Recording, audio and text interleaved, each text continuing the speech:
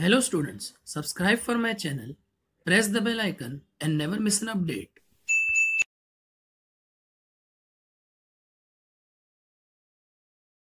Hello students, welcome to my YouTube channel classic tutorial.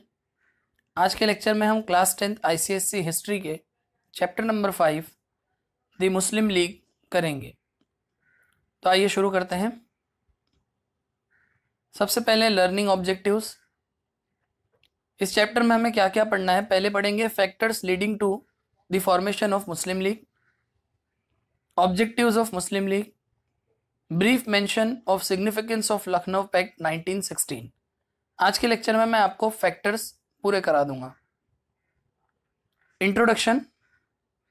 The Hindus and the Muslims had lived together in India for centuries. कई सदियों से भारत में हिंदू और मुसलमान आपस में मिलकर रह रहे हैं। The uprising of 1857 made the British realise that in order to continue their rule in India they must divide the two communities.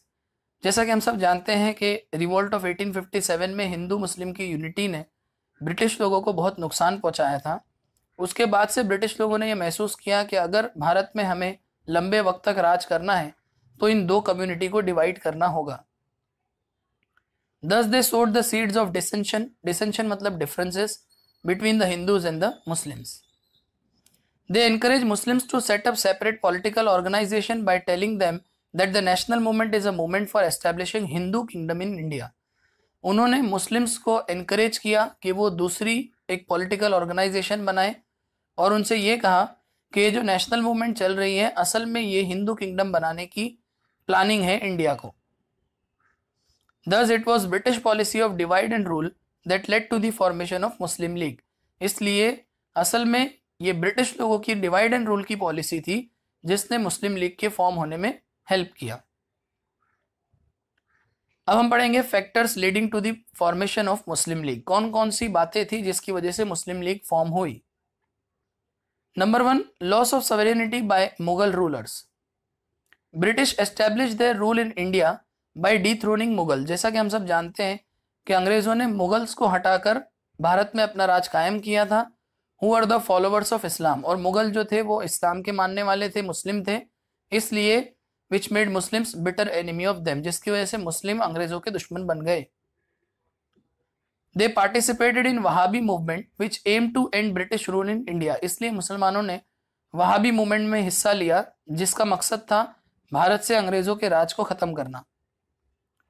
They also participated in the revolt of 1857. They also participated in the revolt of 1857. उन्होंने 1857 की revolt में भी हिस्सा लिया। This made British unfriendly and rude towards the Muslim, जिसकी वजह से अंग्रेज मुसलमानों के प्रति अनफ्रेंडली और रूड हो गए।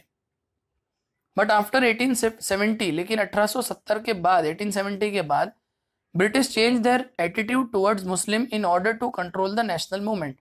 नेशनल मूवमेंट को कंट्रोल करने के लिए अंग्रेजों ने मुसलमानों के तरफ अपने रवैये को, अपने एटीट्यूड को चेंज किया। दिस सोड the seeds of डिसेंशन between two communities, जिसकी वजह से हिंदूज और मुस्लिम्स के बीच में डिफरेंसेस आने लगे। नेक्स्ट पॉइंट है British policy of divide and rule. In order to prolong their rule in India, British followed the policy of divide and rule in the following ways. Bharat में लंबे समय तक अपने राज को कायम करने के लिए अंग्रेजों ने फॉलोइंग तरीके से डिवाइड एंड रूल पॉलिसी को फॉलो किया। नंबर 1, इन 1871 में a resolution was adopted which made Urdu the medium of instruction for Muslim in primary and secondary school.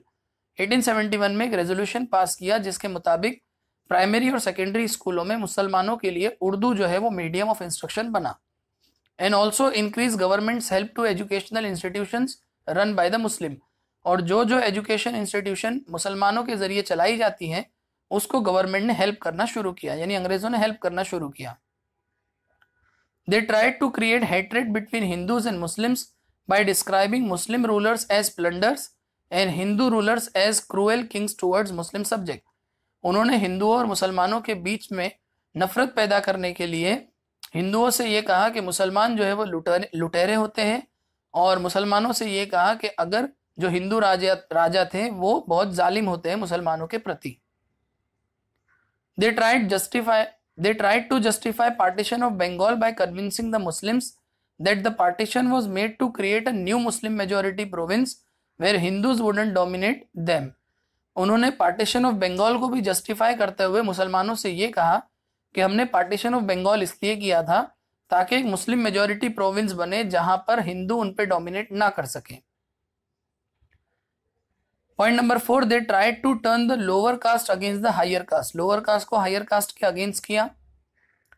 They treated Hindus, Muslims and Sikhs as separate communities. उन्होंने हिंदू, मुसलमानों और सिखों को अलग अलग कम्युनिटी बता दिया। And accepted their communal leaders as authentic representatives of their coreligionist. उन्होंने ये कहा कि आपके जो अलग अलग लीडर्स है वही आपके जो है ऑथेंटिक रिप्रेजेंटेटिव्स हैं। पॉइंट नंबर 6 है they tried to spread communal hatred through press, posters etcetera. और प्रेस और पोस्टर के जरिए भी उन्होंने कम्युनल हेट्रेड यानी कम्युनल नफरत फैलाने की कोशिश की। पॉइंट नंबर 3 है relative backwardness of Muslim in education, trade and industry. Since Muslims were unfriendly towards modern education, the number of Muslim educated in western system of education remain small. क्योंकि मुसलमान जो है वो वेस्टर्न एजुकेशन या modern education की तरफ थोड़े से अनफ्रेंडली थे, उन्हें अच्छा नहीं लगता था, इसलिए बहुत कम मुस्लिम ऐसे थे जिन्होंने वेस्टर्न एजुकेशन हासिल की थी। British considered Muslim responsible for the revolt of 1857। अंग्रेजों का यह मानना था कि 1857 के रिस्पॉन्सिबल मुसलमान हैं। Thus they were discriminated in the recruitment to civil and military services। इसलिए सिविल और मिलिट्री सर्विसेज में उनके साथ डिस्क्रिमिनेशन किया जाने लगा। The Muslims were not much involved in the growth of any organized industry। साथ ही साथ मुसलमान कोई भी इंडस्ट्री के अंदर भी इतने इन्वॉल्व नहीं थे। The Muslims were unfriendly towards western education। जैसा कि हमने पढ़ा कि मुस्लिम्स जो थे वो वेस्टर्न एजुकेशन के प्रति अनफ्रेंडली थे। ऑन दी अदर हैंड, दूसरी तरफ The Hindus adopted Western system of education। हिंदुओं ने वेस्टर्न सिस्टम ऑफ एजुकेशन को अडॉप्ट किया since it was necessary for entry into government service। क्योंकि गवर्नमेंट सर्विस में एंट्री लेने के लिए वेस्टर्न एजुकेशन बहुत जरूरी थी। Thus on the above basis, इसलिए ऊपर की बातों से ये समझ में आता है it became easy for the British to create gulf between the Hindus and the Muslims। इसलिए अंग्रेजों के लिए ये आसान हो गया कि वो हिंदुओं और मुसलमानों के बीच में फर्क पैदा कर सके, डिफरेंसेस पैदा कर सकें। पॉइंट नंबर 4 है role of sir Syed Ahmed Khan. ये उनकी इमेज है। He was a great educationist and social reformer। He regarded that the Hindus and the Muslims to be one कौम यानी कि नेशन। उन्होंने ये कहा कि हिंदू मुसलमान एक ही कौम है, एक ही मुल्क है। He founded the Mohammedan Anglo Oriental College at Aligarh. Aligarh में उन्होंने मोहम्मदन एंग्लो ओरिएंटल कॉलेज शुरू किया।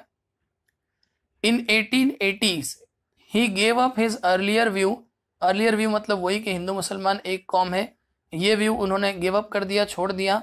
And declare that the political interest of Hindus and Muslims are different. और उन्होंने ये कहा कि हिंदुओं और मुसलमानों का जो पॉलिटिकल इंटरेस्ट है वो अलग अलग है।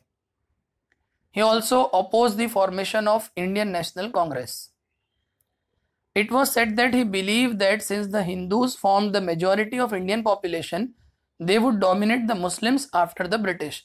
ऐसा कहा जाता था कि इनका ये मानना था कि क्योंकि भारत में हिंदुओं की पॉपुलेशन ज़्यादा है तो अंग्रेज़ों के जाने के बाद मुसलमानों पर हिंदू डोमिनेट हो जाएंगे।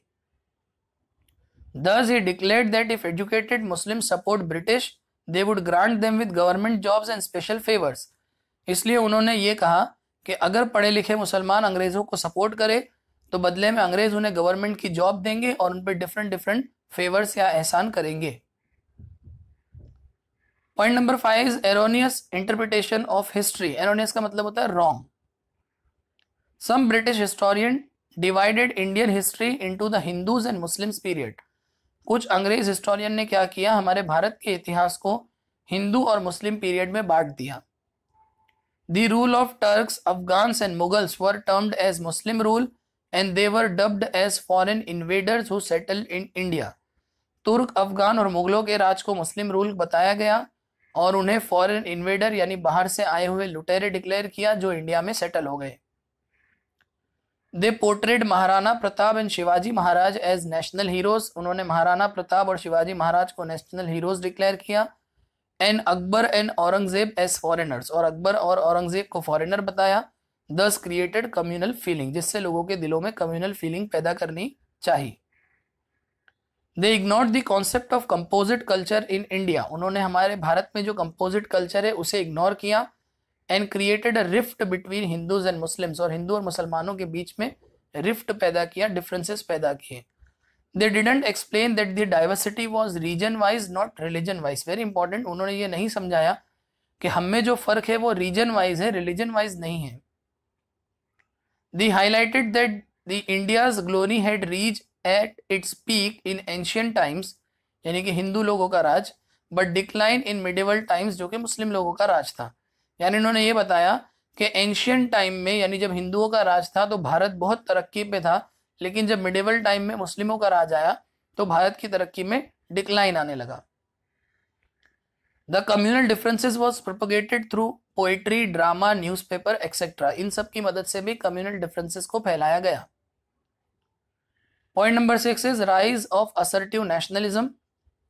The assertive nationalist played an important role in Indian national movement, ये हमने इससे पहले के चैप्टर में पढ़ा है। सेकेंड फेज ऑफ INM के 2 पार्ट्स मैंने डाल दिए हैं, वो आप देख लीजिएगा तो आपको असर्टिव नेशनलिस्ट की कॉन्ट्रीब्यूशंस मालूम पड़ जाएंगे इंडियन नेशनल मूवमेंट में।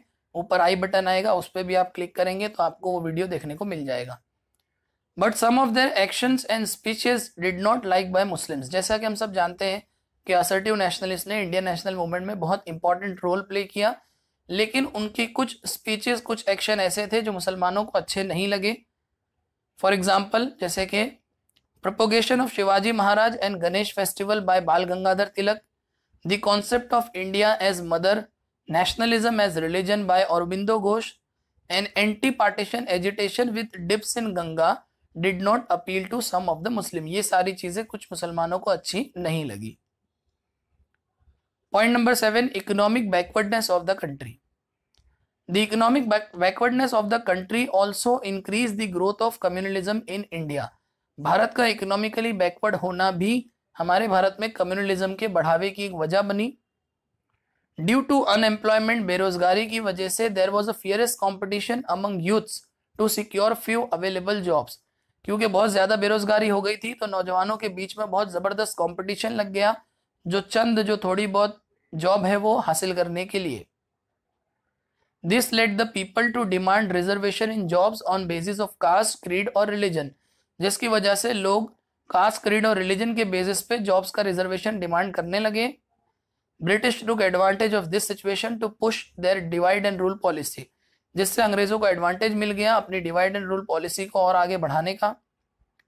However, unemployed people failed to realize that British were themselves responsible for their economic backwardness. हालांकि हम बेरोजगार भारतीय ये समझना भूल गए कि अंग्रेज ही जवाबदार है, अंग्रेज ही वजह है हमारी इकोनॉमिक बैकवर्डनेस की। तो बस बच्चों, आज के लिए पार्ट 1 कंप्लीट हुआ। स्टूडेंट्स, बहुत जल्द मिलता हूँ पार्ट 2 के साथ। उम्मीद करता हूँ कि आपको ये वीडियो अच्छे से समझ में आया होगा। अगर आपको ये वीडियो अच्छा लगा तो लाइक करो, कमेंट करो, शेयर करो और इस चैनल को ज़रूर सब्सक्राइब करो और अपना बहुत ध्यान रखो। Thank you.